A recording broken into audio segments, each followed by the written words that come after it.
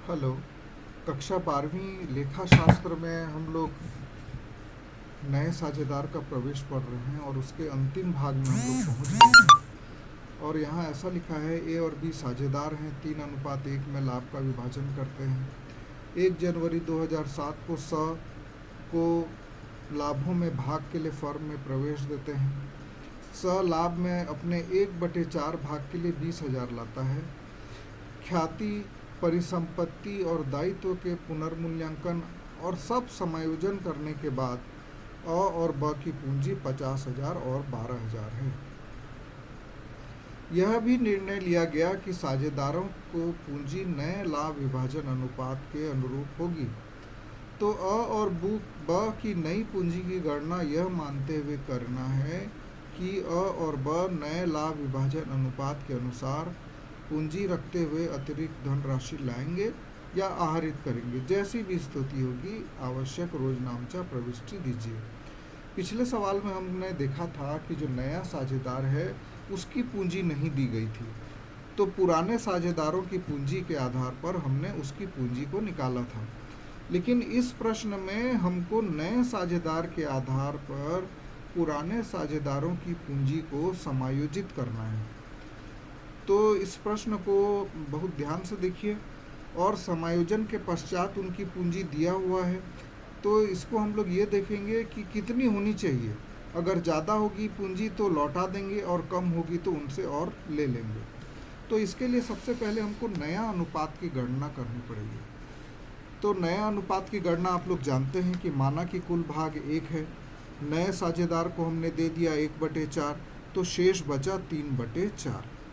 तो 3/4 में ए का भाग होगा 3/4, क्योंकि इनका पुराना अनुपात है 3:1। तो 3/4 गुणित 3/4 करेंगे तो आएगा 9/16।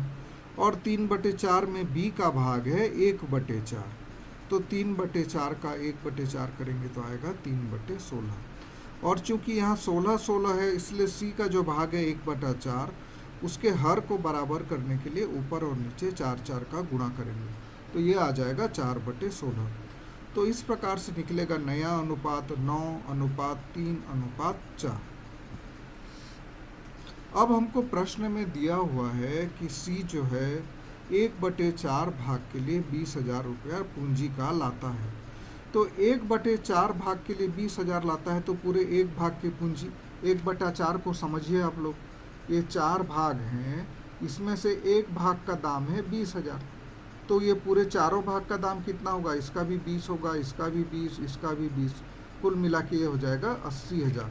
तो पूरे एक भाग की पूंजी निकालने के लिए क्या करते हैं, इसको उल्टा कर देते हैं 4/1, तो ये आ जाएगा 80,000 पूरे फर्म की पूंजी होनी चाहिए।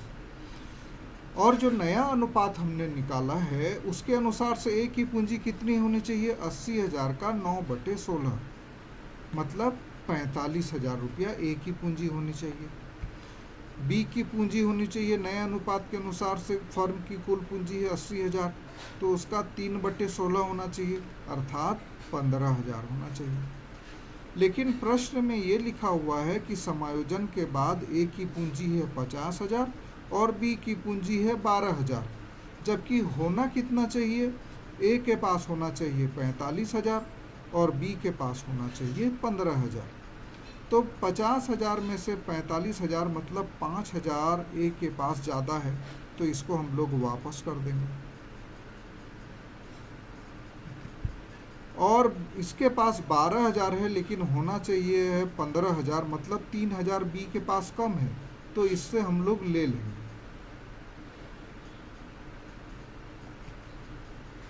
तो ए को हम लोग 5,000 वापस दे देंगे और बी से 3,000 रुपया ले लेंगे।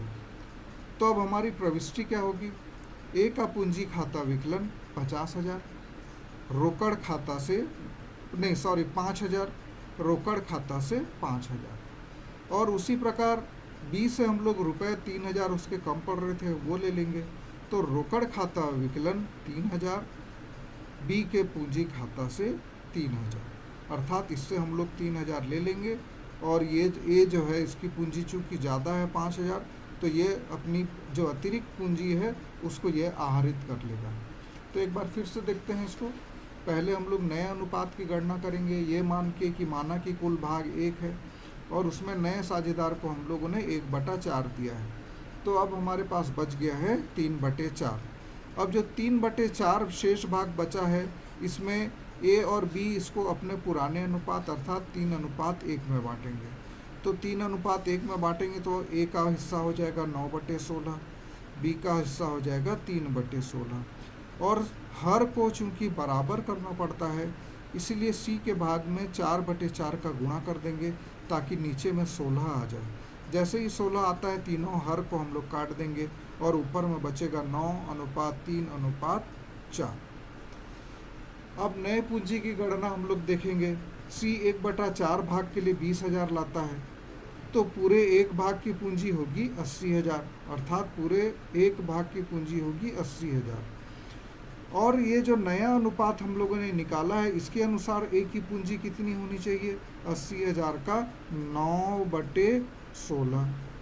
कुल 16 हिस्सा है और उसमें ए का भाग है 9, तो 9/16 में 45,000 होना चाहिए।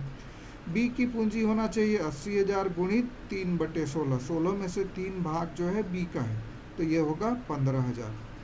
और प्रश्न में दिया हुआ है उनकी पूंजी पहले से है, ए के पास 50,000 है लेकिन होना चाहिए उसका 45,000, तो 5,000 ये अतिरिक्त पूंजी को इसको हम लोग वापस दे देंगे।